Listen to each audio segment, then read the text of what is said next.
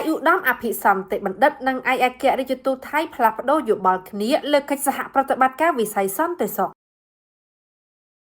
អាយុដំអភិសន្តិបណ្ឌិតសសុខាឧបនាយករដ្ឋមន្ត្រីក្រសួងមហាផ្ទៃនិងអាយុដំទូលត្រៃសុរ័ត្នឯកអគ្គរដ្ឋទូតនៃព្រះរាជាណាចក្រថៃប្រចាំព្រះរាជាណាចក្រកម្ពុជាបានពិភាក្សានិងផ្លាស់ប្ដូរយោបល់គ្នាអំពីកិច្ចសហប្រតិបត្តិការក្នុងវិស័យសន្តិសុខនេះបើតាមជំនួបរវាងភាគីទាំងពីរនៅទីស្តីការក្រសួងមហាផ្ទៃនារសៀលថ្ងៃច័ន្ទទី21ខែមករាឆ្នាំ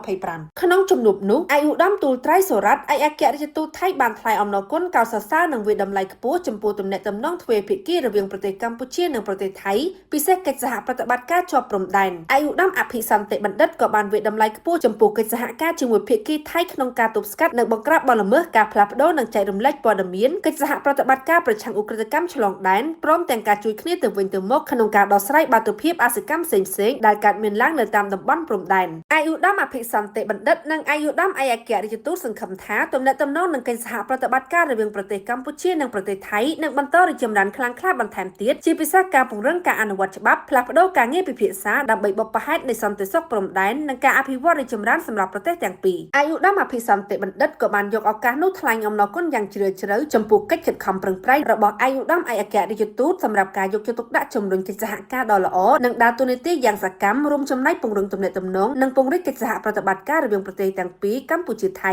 ឧក្រិដ្ឋកម្មតាមព្រំដែនក៏ដូចជាវិស័យសំខាន់ៗជាអាចសេដ្ឋកិច្ចនយោបាយពាណិជ្ជកម្មទេសចរណ៍ការពារជាតិនិងសន្តិសុខ